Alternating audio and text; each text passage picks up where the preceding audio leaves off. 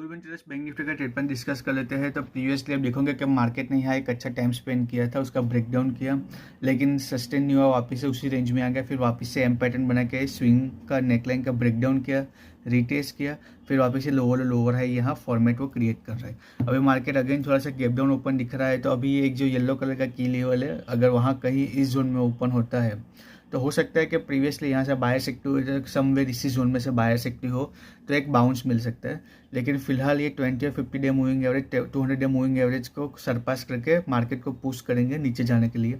और या तो फिर ये यहाँ थोड़ा टाइम स्पेंड करे फिर वो रिवर्सल आ सकता है, तो फिर अगेन ये रूम अपर साइड के लिए ओपन हो जाएगा। फिलहाल तो ये अभी बॉटम पे है, इसके ब्रेकडाउन पे, नेकलाइन के ब्रेकडाउन पे, ट्रेंड लाइन के ब्रेकडाउन पे यहाँ कहीं फर्स्ट टारगेट हमारा हो सकता है। और सेकंड टारगेट फिर हमारा ये नीचे वाला जोन हो सकता है। यहाँ कहीं इन बिटवीन डबल बॉटम यहाँ बना हुआ है, यहाँ सम काइंड ऑफ इन्वर्स एनएल शोल्डर टाइप भी बनाने की कोशिश कर रहे हैं। तो प्राइस एक्शन वाइज हम आज